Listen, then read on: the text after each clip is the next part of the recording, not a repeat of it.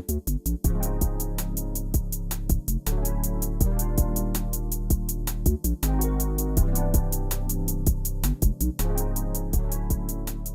everyone, welcome back.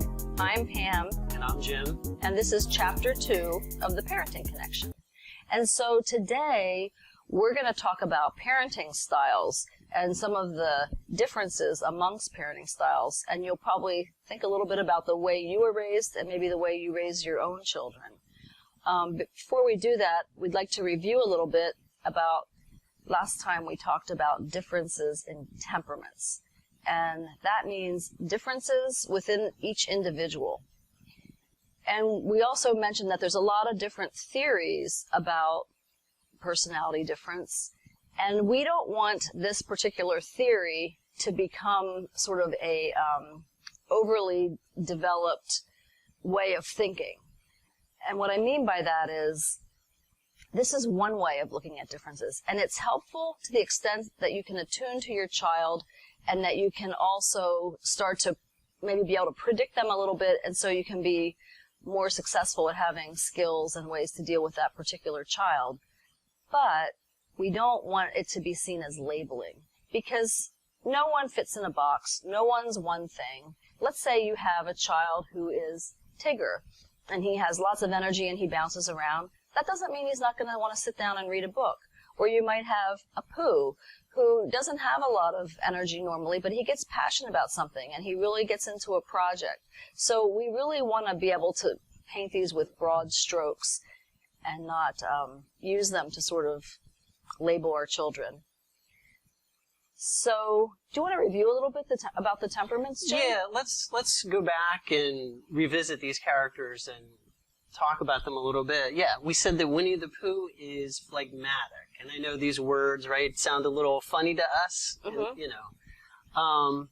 So if you or your child is phlegmatic, it probably means they're okay with some sitting and with wanting things to be comfortable and really kind of peaceful. They like to keep order. They, again, they like comfort, so eating and sleeping, those things feel good to them, and they like to feel good. Mm-hmm. They're really into that. And so they tend to be really pretty easygoing people. Next we have Tigger. And Tigger's what we call sanguine. And if you're sanguine, you're probably like the life of the party. You're very sociable. You like to talk to people. You're probably very friendly. You have lots of interests. So many interests. You don't even know where to begin. Right? You probably have a lot of projects. Social butterfly. That's a term that was invented for the sanguine because they like to talk to this person and then that person, which is probably why they love parties so much. But sometimes they don't always finish what they start. They have too many interests. They want to go on to the next thing. And sometimes they're like that with friends, too. They move on to the next friend, and sometimes they leave other people in the dust a little bit. But yeah, they have a lot of energy.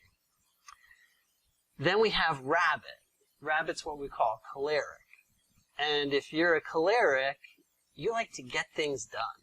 You know what you want to accomplish during the day. You probably have your to-do list. And you have a lot of energy too, like Tigger. But really, you're much more focused. And you're single-minded about what it is you want to do. And sometimes it's my way or the highway for a choleric. And they can be a little bit insensitive to other people sometimes because they know what they want to do and they can be bossy about things. But again, a lot of energy. And lastly, we have Eeyore, the melancholic. And melancholics tend to have a big heart. They're very sensitive people, so that makes them good artists or people in, like, nurses and doctors, counselors, social workers, anyone that needs to work with people and take care of people. Melancholics are really good at that. Now, sometimes they get a little caught up in all that pain and suffering, and that can drag them down a little bit. It is one of the downsides there sometimes, but really, they're really good with other people in general. So all these guys have their strengths and their challenges, and like you said, they're not all we're not all just one thing. We have a little bit of all these characters in us. Yeah. So I think that this is a good point to move over into the parenting styles. All right, so let's talk about the parenting styles. And I'm going to do some drawing on the board here. So the first one we'll look at is the dictator parenting style. So here's the parent, and here's the child. Okay, this is the dictator. And you can tell from looking at the parent that they are firmly in charge. They're standing there with their hands on their hips, and the child is lying down, submissive. They have all the power. They have little or no power. So a dictator parent, what are they like? Well, they usually have many rules. And those rules may be laid out ahead of time, so the child knows, or they may usually, often they just make up rules on the spot. And the child doesn't know what's going on. The parent probably doesn't care. They just want to make sure the child is doing whatever they say. That's the whole idea.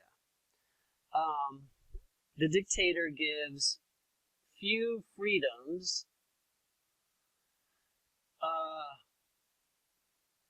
The child really, again, just has to do what the parents say. They're not allowed to go to a friend's house or to have another cookie or to decide things on their own. Again, the parent wants to decide everything for the child.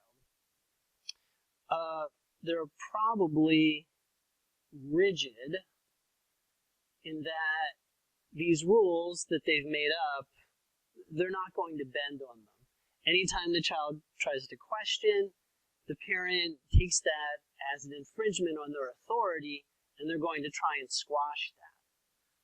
And usually there's some kind of punishment if they do. And punishment can come in lots of forms. It might be yelling at the child.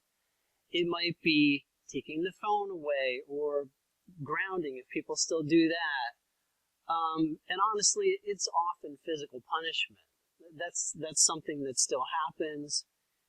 And, that could be very damaging to the child. But also, the yelling at them and the emotional punishment, that can be bad enough as well. And that can leave scars that you don't see that can be just as injurious, like calling the kid names. The kids take that in, and that leaves a mark that you can't see, but it can affect people their whole life. All right, so let's erase that. Next kind of parenting style is the doormat parent. And in this case, we'll draw the child up here. And now the parent is down on the ground. And the child is sort of standing there like with his hands on his hips. Like, I'm the one in power here. I'm in charge. And, of course, the parent is lying there like a doormat. All right, so now the roles are reversed. The child is in charge. The parent is submissive. So here, the child actually has few limits. So you remember in the last example, the parent set lots of limits, like don't do this, don't do that. Here, there really aren't many at all. The child is kind of free to do whatever they want. They really have too much power, too much say. They might stay out really late at night. They may play video games for hours on end and no one says anything. They may eat whatever they want, whenever they want. So that freedom often is not good for them. Right? They have too much freedom. And they can use that to get themselves in trouble. Because kids have a hard time sort of saying no to themselves. They don't have internal controls yet. They're just working on that. The parent often does have low expectations. Maybe they don't expect the kid to do really well in school. And so, sure enough, when the kid slacks off, it's sort of as the parent expected. Overall, the parent is really too permissive. So the dictator didn't give the child enough power. Here the parent gives the child too much power. So it's going in the opposite direction of the dictator. And obviously there's problems with that. Okay, let's look at the next style. So now, for the next one, we'll take the doormat and push it even further. Now, the child is really on her own because the parent is gone. And this is what we call the abandoning style of parenting. And this one is really unfortunate. In many ways, this is the most difficult situation. Here, because there's no parent around, or one parent is missing, there's unpredictable limits. So the child really can do whatever they want. If they want to stay out all night, sometimes that's okay because no one is really checking on the child. Maybe there is one parent in the house, but that parent is, maybe they have a substance abuse problem, or maybe they have to work all the time. And let's say the other parent is just not around at all. Maybe the child is staying with a grandparent or a friend. Often happens. And so really there's no one there to set a limit on that child. So there's near total freedom. And again, that's a problem because children don't have good discipline. They don't just develop it on their own. They have to be guided and taught about that in a loving way. And when that happens, they can develop good internal controls, especially as they get older. And they know not to stay up all night. They know not to eat everything they want. They know not to try drugs and lots of things like that. But because that parenting is not there, that child is on their own. And that really affects how the child feels and how the habits they develop. And in many ways, yeah, this is the most difficult situation. So the parent is mostly or totally unavailable. And the child may end up feeling like, I'm really on my own here. And that can be very scary, that kind of total freedom. They may feel afraid. They may feel very angry that no one is there for them. In many ways, it's the most difficult situation. Yeah. All right, let's look at the last one. Okay, the last kind, this is what we all hope for,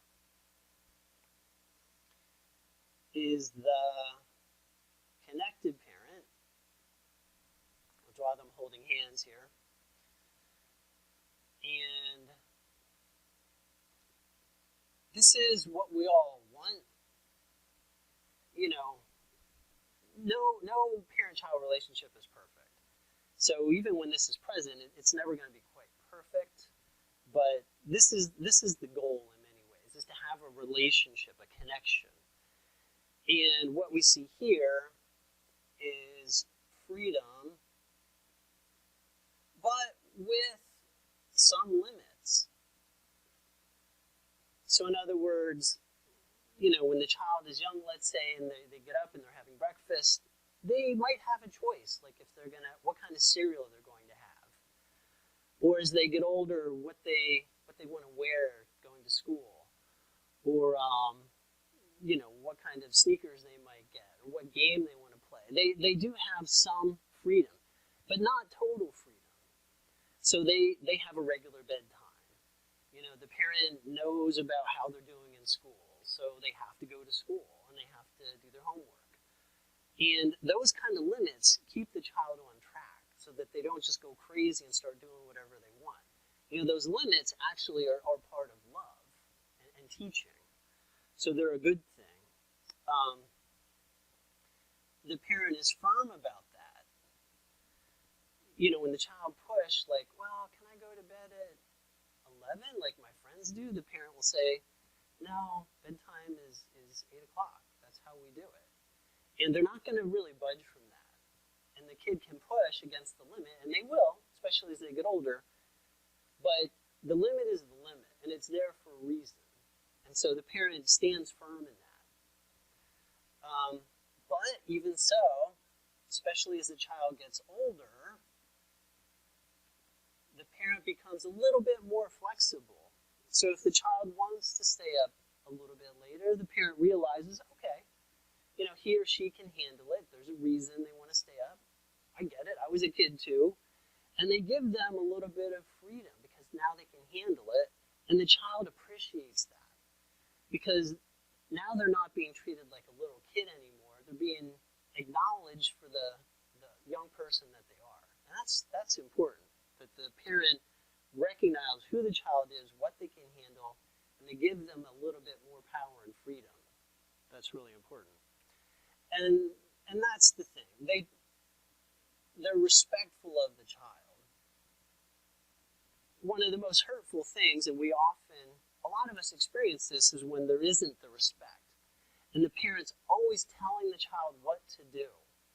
And it's demoralizing because they feel like they're not good enough, like they're a baby, like they need to be told what to do all the time. And it hurts the sense of self of the child when the parent is constantly telling them what to do.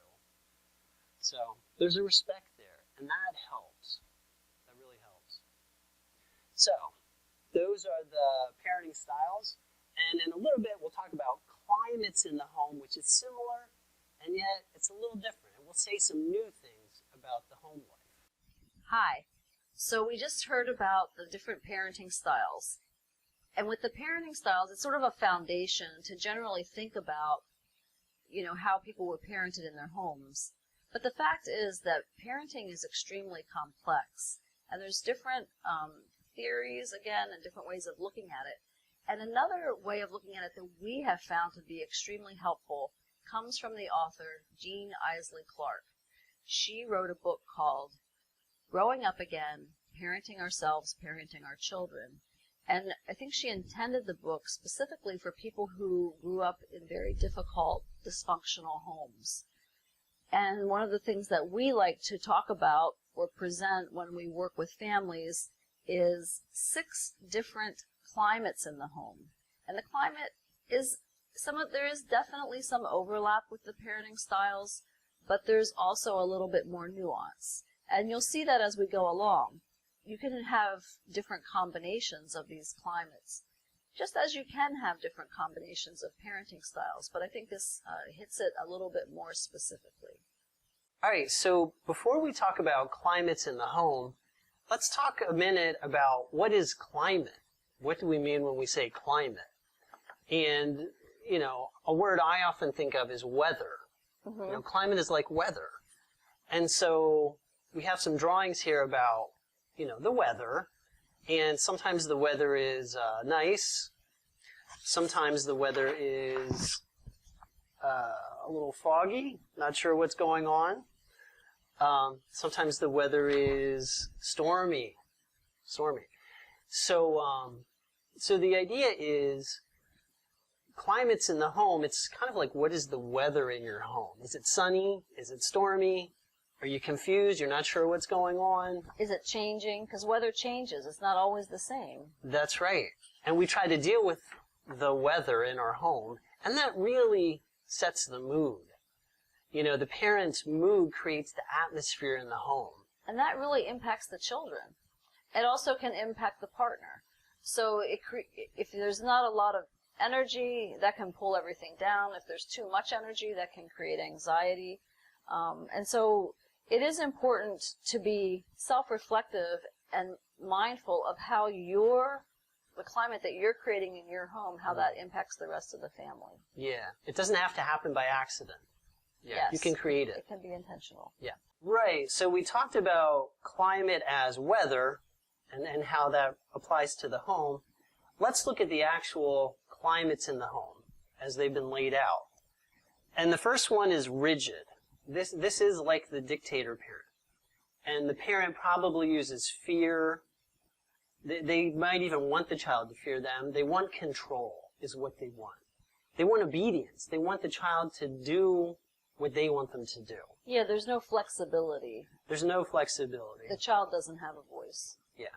This is the dictator parent in many ways. The next one is criticism. This is really common too, and the parent feels it's their job to constantly tell the child what they're doing wrong or what they could do better. And they might be very well-meaning, but the effect it has on the child is usually negative. They feel like they can't do anything right after a while. Really undermines confidence. That's right.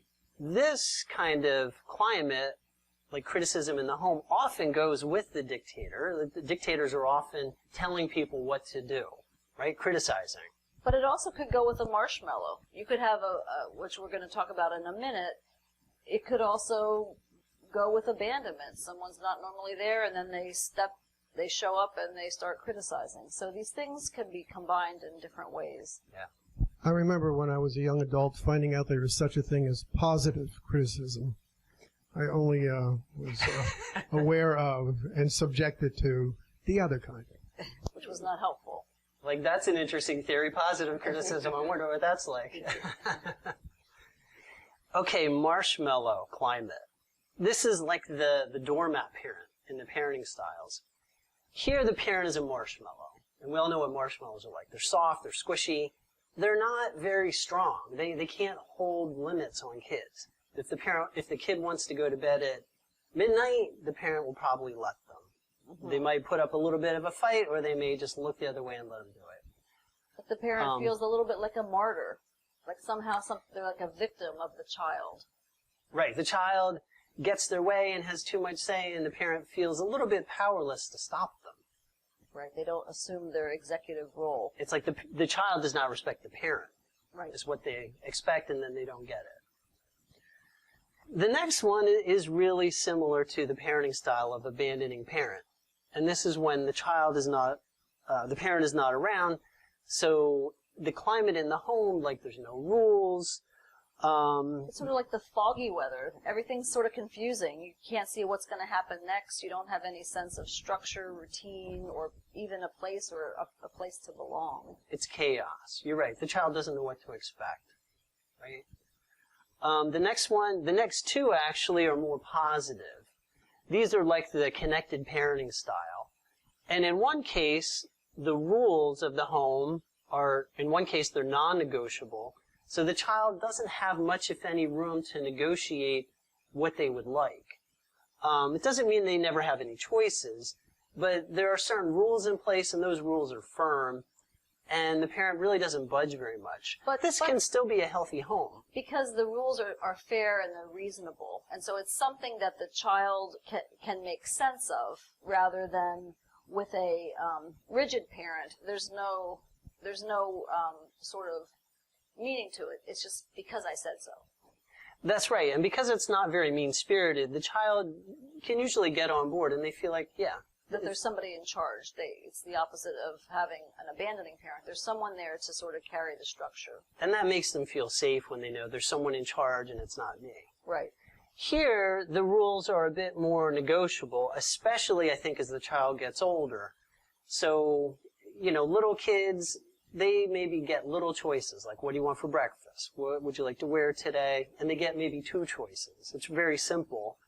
As the child gets older and they can think more for themselves, the parent gives them more freedom. They're willing to negotiate and debate certain rules about what's expected, and the child, probably appreciates that. They have a voice and they have power, which is essential for growth. If you're going to become competent and you're going to learn how to make decisions and take care of yourself, you're going to have practice in making decisions, learning skills, being allowed to participate in the world in which you live. And it doesn't mean there are no rules. There are rules. It's just they're a little bit open to debate, especially as the person gets older. Yeah, I think it might be helpful, Jim, if we role-played a few vignettes, one for each of these climates, and so you can get a great idea of how it works in real life. Good. Good. So during this pandemic, we've been presenting our materials online. Normally we present our programs live with a group of parents, and there's a lot of interaction. We do role playing, which we find helps a lot. We have a lot of discussion, and which is one of the reasons why we have our third voice, Joe, to ask questions or to jump in if he thinks of something that might be helpful to the parents or something that he himself isn't clear about. After we do our vignettes of each one of the climates, we're going to put slides up on the screen that are going to have descriptions and a little bit more information so you can have a clear understanding of what the differences are between the climates. Hey, Dad, may I stay over at Jada's place tonight? No. Her parents will be there and all our friends are going to the sleepover. That's nice, but I don't care. But all my friends are going. I would be the only one not to go. You're getting on my nerves. Stop asking me. But I got mostly A's on my last report card. The rule is no sleepovers till you're 14. But Stop asking me. You're this close to getting grounded. can't have anything I want. So that climate was very rigid. I was not open to talking about this. You didn't even know I wanted to have a sleepover, and your mind was made up before you even heard the question. Yeah, and maybe I have a rule about no sleepovers till you're 14, but a lot of times a rigid parent, they might just make something up like, no, I don't think you're ready till you're 14, or Right, it could maybe be very never. arbitrary on the spot, depending on their mood. That's right. That's right. Why do you always wait until the last minute to do your homework? I don't wait to do my homework. Yes, you do. I give up. You're hopeless. What does that mean? It means your grades stink. And you know what kind of jobs people like that get? Loser jobs. So what? I don't care. Yeah, that's what I'm talking about. You don't care. That's what's wrong with you. You know what? You're right. I don't care. I don't care what you have to say. So obviously the climate there is very critical. You're finding all the things that are wrong about me. Right, and I'm getting some pushback. And again, we talked earlier about the temperaments. Different temperaments are going to respond differently to different parenting styles or different climates. So in this case, this kid was a little more choleric. So you know what? I don't care what you say. And that child faced with a critical or rigid parent would likely be more rebellious. Mm-hmm. Whereas a child like Eeyore or melancholic who was more sensitive might withdraw or shut down or just try to become invisible. Jared, it's time for dinner. Could you come inside now? I don't feel like it. But it will get cold. That's not my problem. Please. Yeah, but I'm shooting basketball. Well, maybe I could bring it out to you. Okay, that'd be fine. Yeah, what did you make anyway? Mac and cheese. Oh, like the Kraft mac and cheese out of the box? No, I made it my way. Yeah, but I don't like it your way. Could you make the kind in the box? Okay. So who was in charge there, right? The child. The child was in charge. Clearly. I got my way. You know, and that's not always bad if the parent sets out to, like, recognize the child and, you know, be a little... That's not always bad, but in this case... Well, the mom tries to set limits or tries to create some sort of structure, and the child just blows through it, and then the mom lets it go. She doesn't want conflict. A lot of times marshmallows will avoid conflict at any price because Right. they don't want that suffering, really. They don't want to have to deal with a child who's unhappy. But that's really unhelpful to the child. And as a parent, it's going to take energy to constantly enforce a rule and stick to it. And maybe they don't feel up to that. But it takes energy, and if you don't create rules and structure for your kids, you're not doing them any favors because the world is filled with structure and limits. So that was the marshmallow. Yes. Good. Dad, will you take me to the skate park? Dad, will you take me somewhere, Dad? What? I want to go to the skate park, but I need a ride. Dad. So that climate, I'm not responding, that's an abandoning or abandonment climate. Because, even though I'm actually there, I'm not paying attention. I don't care. So in many ways, I might as well not be there. Right. Your presence is there, but you're not any type of support to the child. I'm not involved. You're not involved. No. And there's a lot of different reasons why parents may be abandoning. It may be a mental health reason. Maybe they're extremely depressed, and so they sleep all the time. And so they're in the house, but they're really not available for the child. They could be addicted, so maybe they're passed out. And so they're in the house, but again, they might as well not be. Maybe they're busy. Maybe they're so busy, they're never home. And so they're, for all intents and purposes, they're not there to parent. And some parents leave early in the morning, and maybe they're a single parent, and they might not come home till late at night, and they might have young children who are taking care of each other. So all of these scenarios create a feeling of confusion and lack of protection for the child.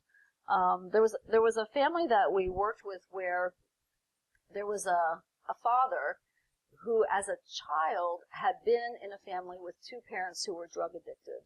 And he said that his older brothers and sisters didn't want to cook. So as a 5 and 6-year-old, they made him do the cooking.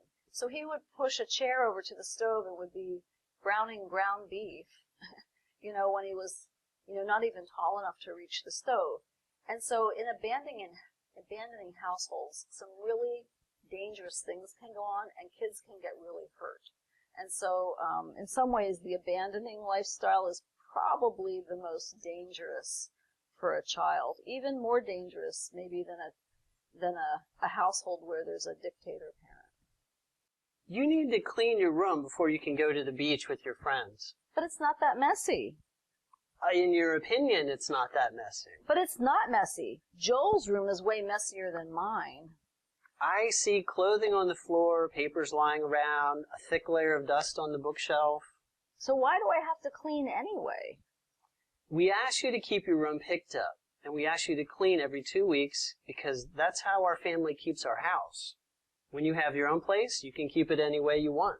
Yeah, but that won't be for a long time. So for now, I have to do what you want.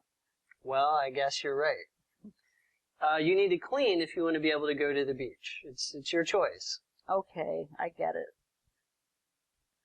So in that case, there definitely were rules, and I wasn't going to back down from them. So the rules were non-negotiable. Clean your room, or you don't go to the beach. Pretty simple. Right, but your tone was, pretty friendly and understanding. It was firm, but it was respectful. To myself, I might even laugh. Like, I might think back to when I was a kid and what I would want. So you understand that as a parent. You understand kids, they want what they want. It's not bad. But you're just trying to put some guidelines into it so that they understand that there's the expectation, right? Yeah. All right, This scenario is it's very the same scenario, but with a little different twist. Yeah. So you need to clean your room before you can go to the beach with your friends. But it's not that messy. So you don't think your room is messy? Okay. We're still going to ask you to clean it. Why? Can't I just clean it when I feel like it? That's okay for some things, but in our family we clean at least every 2 weeks. If you want to clean more, that's up to you. But that's the standard we hold to. I understand you're not a fan. Well, have you seen Joel's room? It's even messier. Maybe it is, but that doesn't negate the fact we ask you to keep up your room. I guess I can't go to the beach. I don't have time to clean my room. I have practice every night after school and loads of homework. I never get to have any fun. Well, how about this? You start cleaning your room, see what you can accomplish, and then we'll check back after that, and you can clean the rest of it after you get back from the beach. Is that a deal? Deal. Okay. So I didn't really change the standard. I mean, you're still going to have to clean your room. But I was a little bit understanding, and, if you're able to go to the beach with your friends, you're a little bit older. So I'm feeling like, you know what, I'm going to cut you a break. Or make a deal. Right, and understanding too that in some households, kids have so many expectations put on them that it becomes almost impossible for them to fulfill them all, and that can create tremendous stress, even if it's unspoken. And so I feel like in this case, the dad was starting to recognize, well, maybe in today, because there's so much going on, it might be good for you to have a break, and then we can still deal with the room.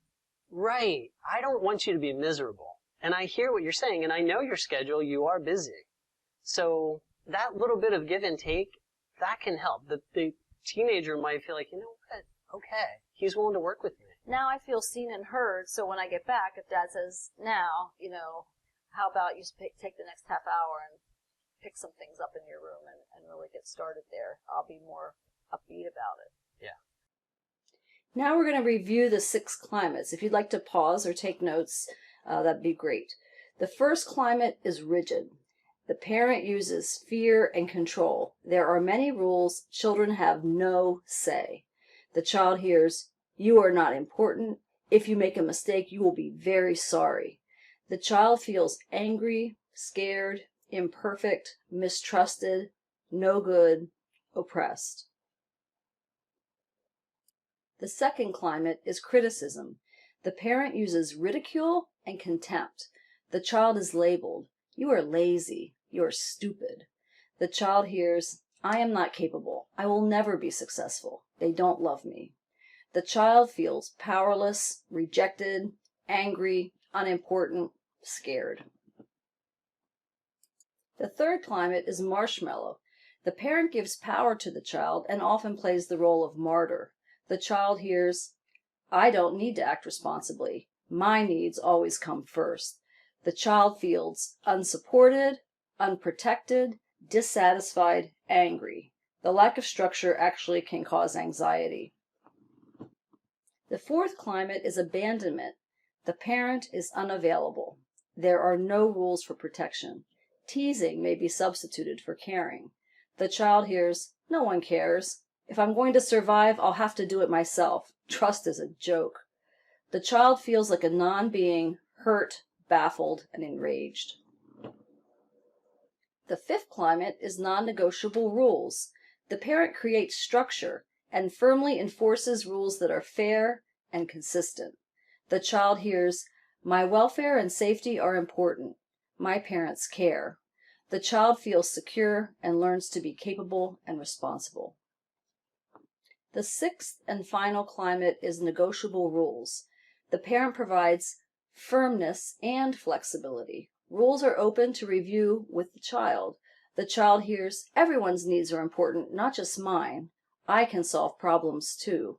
The child feels confident, respected, and capable. These 6 climates come from the book Growing Up Again, Parenting Ourselves, Parenting Our Children by Jean Owsley Clark and Connie Dawson. Sometimes we learn as adults that our true needs from childhood were never met. And this knowledge can cause us suffering in the form of anger and grief. Despite the painful realities and emotions that can surface through our study of children's growth, we're given the chance to begin to nurture ourselves through self-compassion and self-understanding. We can apply our knowledge of child development to heal ourselves as well as to parent our children.